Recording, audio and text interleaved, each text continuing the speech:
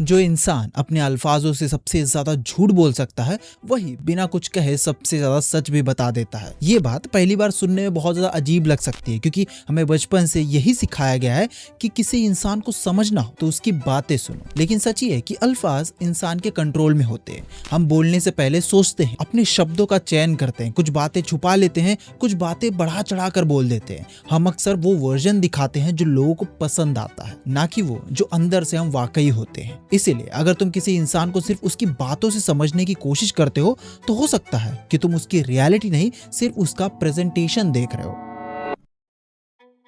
असली सच अक्सर उनकी खामोशी में होता है, उनकी आंखों के एक पल की झिझक में होता है, उनकी हाथों की बेचैनी में, उनकी छोटी छोटी चीजों में होता है जिन्हें कंट्रोल करना अल्फाजों जितना आसान नहीं होता। बहुत लोग सोचते हैं कि किसी को समझना सिर्फ बॉडी लैंग्वेज के रूल्स या आई कांटेक्ट की ट्रिक्स सीखने का काम है, लेकिन असल में इंसान को समझना इतना मैकेनिकल नहीं होता। सबसे बड़ी बात यह है कि इंसान अपने अंदर एक जरूरत लेके चलता है जो कभी पूरी नहीं हुई, और बिना जाने वो उसी जरूरत को हर रिश्ते, हर बात और हर डिसीजन में साथ लेकर चलता है। कोई एक्सेप्टेंस ढूंढ रहा होता है, कोई रिस्पेक्ट, कोई सेफ्टी, कोई बस ये चाहता है कि कोई उसे बिना जज किए समझ सके।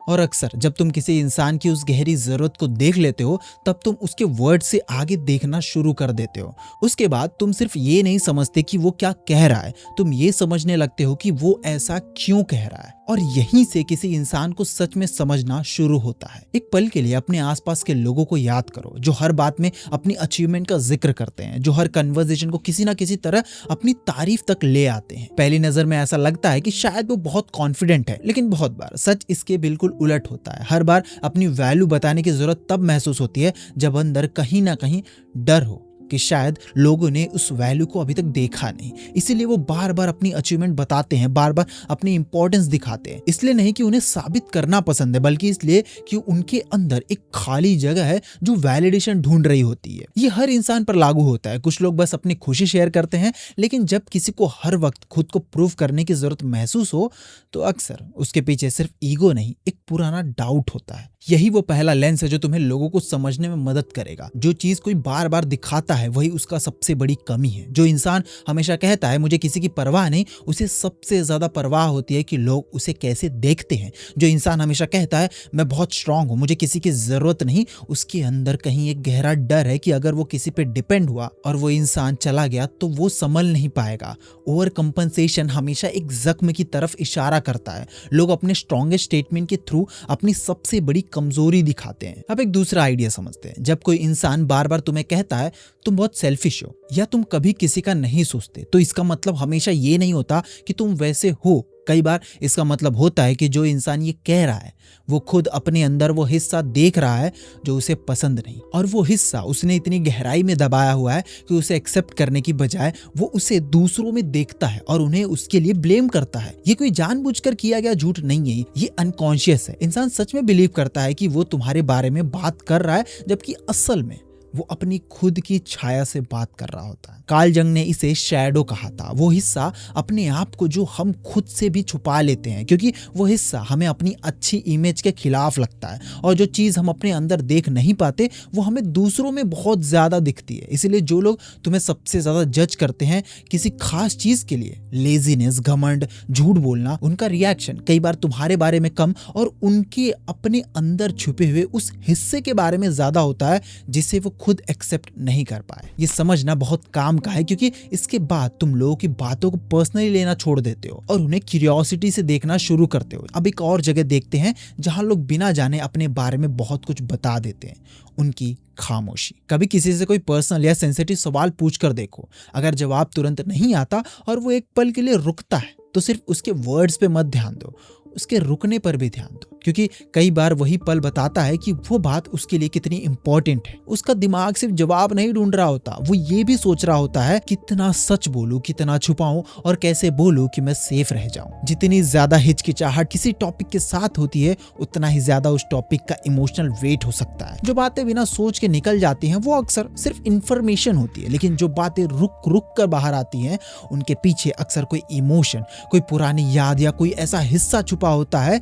जिसे इंसान इंसान आसानी से किसी को दिखाना नहीं चाहता। इसका मतलब ये नहीं कि हर पॉज एक सीक्रेट छुपा रहा होता है। कभी कभी लोग बस सोचने के लिए रुकते हैं, लेकिन जब किसी बात के साथ बार बार वही हिचकिचाहट दिखाई दे तो अक्सर उस खामोशी के अंदर भी एक कहानी होती है। अब इस बात को समझने के लिए एक छोटी सी कहानी सुनो। एक लड़का था, जब भी कोई उसे उसकी फैमिली के बारे में पूछता वो बिना रुके तुरंत कह देता, सब ठीक है, नॉर्मल फैमिली है, कुछ खास नहीं। सुनने वाले भी मान लेते कि बात वहीं खत्म हो गई। लेकिन कभी कभी बात करते करते बचपन की कोई याद अचानक सामने आ जाती है और इसी पल सब कुछ बदल जाता है। उसकी आवाज धीमी हो जाती है, वो कुछ सेकंड के लिए रुकता है, फिर जल्दी से टॉपिक बदल देता है। उसके दोस्तों को लगता है कि शायद उसकी फैमिली के बारे में उसे बात करना पसंद नहीं है, लेकिन असल में उसका ये कहना कि सब ठीक है ये उसका सच नहीं है। वो एक जवाब था जो उसने इतनी बार दिया था कि आदत बन गई थी। एक शील्ड, एक लाइन जो हर सवाल के सामने खड़ी हो जाती है। वो बस उसे कह के टाल देना चाहता है, लेकिन जब कोई पुराना याद उस शील्ड के पीछे तक पहुंच जाती है तो उसका चेहरा, उसकी आवाज, उसकी खामोशी वो सब कह देती है जो उनके अल्फाज कभी नहीं कह पाते। कभी कभी इंसान का सबसे बड़ा सच उस बात में नहीं होता जो वो बोल देता है, बल्कि उस बात में होता है जिससे बोलते ही वो अचानक चुप हो जाता है। ये एक बहुत ही जरूरी बात है समझने के लिए। अगर तुम किसी इंसान को सच में समझना चाहते हो तो सिर्फ उसकी बातें मत सुनो, ये भी देखो कि कौन सी बात उसके अंदर कुछ बदल देती है, किस बात पर वो अचानक चुप हो जाते हैं, कब उनकी आंखें नीचे देखने लगती हैं और कब वो एकदम से जरूरत से ज्यादा एनर्जेटिक या एक्साइटिंग हो जाते हैं, बस इसलिए ताकि उस बात को पलट सके। ये छोटे छोटे बदलाव अक्सर उनके इमोशन की तरफ इशारा करते हैं। अब इसका मतलब ये नहीं कि हर पॉज, हर नजर झुकना या हर एक्साइटमेंट के पीछे कोई छुपा हुआ राज ही हो। लोग बहुत सी वजह से ऐसा करते हैं, लेकिन जब किसी टॉपिक के साथ बार बार वही पैटर्न नजर आए तब वो पैटर्न अक्सर उस इंसान के अंदर चल रही किसी गहरी कहानी की तरफ इशारा करता है। अब एक और गहरी बात समझते हैं। जब हम किसी इंसान को देखते हैं तो हमें सिर्फ उसकी कहानी का एक पल दिखाई देता है, पूरी कहानी नहीं। हम बस एक हिस्सा देख रहे होते हैं। इसीलिए जब कोई इंसान किसी छोटी सी बात पर अचानक गुस्सा हो जाता है तो हम तुरंत उस रिएक्शन को जज कर लेते हैं। इतनी सी बात थी, इतना रिएक्ट क्यों कर दिया? लेकिन हर रिएक्शन सिर्फ उस पल की वजह से नहीं होता। कभी कभी आज की छोटी सी बात कल के किसी पुराने जख्म को छू जाती है। हो सकता है उसे बचपन में बार बार इग्नोर किया गया हो सकता है किसी पुराने रिश्ते में उसका भरोसा टूट गया और आज ये छोटा सा मोमेंट बस उस पुरानी याद को जगा देता है। इसका मतलब ये नहीं कि हर बार किसी का गुस्सा सिर्फ उसके पास्ट की वजह से ही होता है। कभी कभी वो रिएक्शन किसी सिचुएशन के हिसाब से बिल्कुल ठीक भी हो सकता है, लेकिन जब किसी इंसान का रिएक्शन बार बार उस सिचुएशन से बहुत ज्यादा इंटेंस लगता है तो मुमकिन है कि वो सिर्फ आज की बात का जवाब नहीं दे रहा। इसीलिए अगर तुम लोगों को सिर्फ उनके रिएक्शन से जज करोगे तो तुम उनका एक छोटा सा हिस्सा देख पाओगे, लेकिन अगर तुम ये समझने की कोशिश करोगे कि ये रिएक्शन आया कहां से, तब तुम उसकी कहानी को देखना शुरू करोगे। और बहुत बार किसी इंसान को समझने की शुरुआत उसके बिहेवियर से नहीं, उसके बिहेवियर के पीछे छुपे हुए पैटर्न से होती है। इसको साइकोलॉजी में ट्रांसफेरेंस कहते हैं। जब हम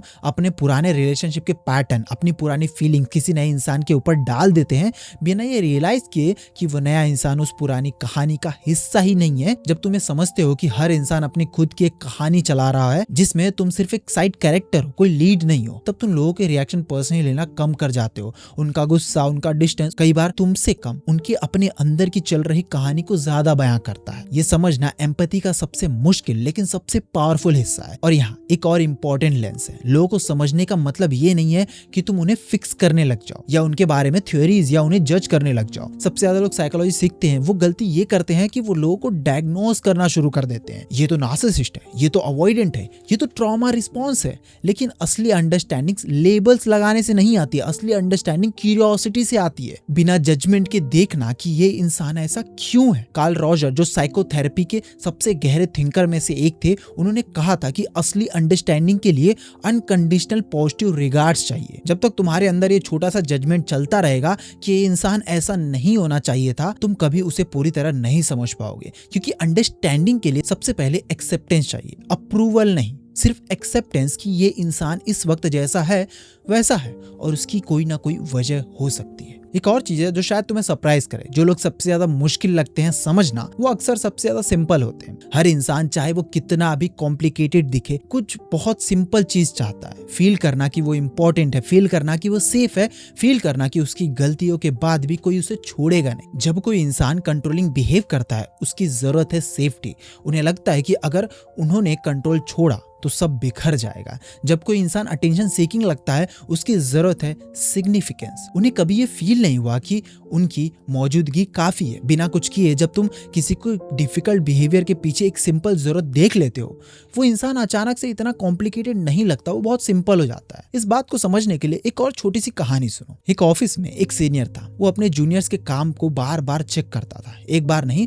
कई बार, जबकि उनका काम अक्सर बिल्कुल ठीक होता था।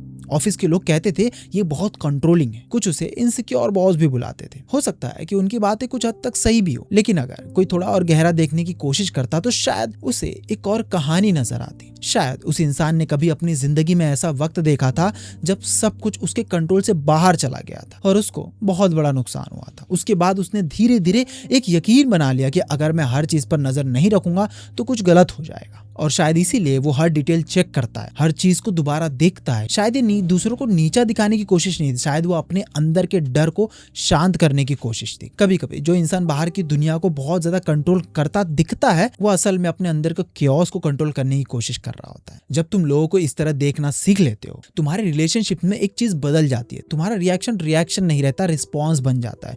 जब कोई तुमसे रूडली बात करे, तुम्हारा पहला इंस्टिंक्ट हर्ट होना या गुस्सा होना नहीं रहता, बल्कि क्यूरियोसिटी होती है, ये इंसान किस दर्द से गुजर रहा होगा। ये इसका मतलब ये नहीं है कि तुम अपनी बाउंड्रीज छोड़ दो या हर बदतमीजी को एक्सेप्ट करो। इसका मतलब सिर्फ इतना है, तुम अपना इमोशनल पीस किसी दूसरे इंसान के बिहेवियर पर डिपेंड होने से बचा सकते हो। अब एक आखिरी और शायद सबसे जरूरी इंसाइट, लोगों को समझने का सबसे गहरा तरीका खुद को समझना है। क्योंकि हम सब दुनिया को अपने अंदर के लेंस से देखते हैं। जो इंसान अपने अंदर के गुस्से से अनजान है, वो दूसरे के गुस्से को सिर्फ बुरा बिहेवियर समझेगा, उसकी वजह नहीं ढूंढेगा। जो इंसान अपने खुद के डर को जानता है, वो दूसरे के डर को तुरंत पहचान लेगा, चाहे वो डर कितना भी अजीब तरीके से बाहर आए। तो अगर तुम सच में लोगों के मन को समझना चाहते हो, सबसे पहला काम ये नहीं कि तुम उन्हें ऑब्जर्व करना सीखो, सबसे पहला काम ये है कि तुम अपने आप को ऑब्जर्व करना सीखो। तुम ये देखो कि तुम्हारी खुद की खामोशी का क्या मतलब है, अपने खुद के ओवर रिएक्शन की जड़, अपनी खुद की वो बातें जो तुम बार बार कहते हो जो शायद सच नहीं है। जब तुम अपने अंदर की ये जगह पहचान लेते हो, तुम्हारी आंखें दूसरों में भी वही जगह ढूंढना शुरू कर देती हैं, बिना जजमेंट के, बिना उन्हें फिक्स करने की कोशिश किए, बस एक शांत गहरी समझ के साथ। बस तुम समझना चाहते हो कि ऐसा क्यों, क्योंकि असल में कोई भी इंसान पूरी तरह समझा जा ही नहीं सकता। हम एक पजल नहीं है जिसे सॉल्व किया जा सकता है। हर इंसान एक चलती हुई कहानी है जिसमें नए चैप्टर्स रोज जुड़ रहे होते हैं। जो तुम किसी को आज समझते हो, वो कल शायद थोड़ा और बदल जाए। असली समझ किसी को परमानेंटली डिफाइन करना नहीं होता। असली समझ हर बार दोबारा खुली आंखों से, बिना पुरानी थियरी को थोपे हुए किसी इंसान को देखना है जैसे वो इस पल में है। और जब तुम ये सीख लेते हो, तुम सिर्फ लोगों को बेहतर नहीं समझते, तुम उनके साथ और खुद के साथ भी थोड़ा और ज्यादा शांति से रह पाते हो। तुम एक अलग ही पीस में चले जाते हो।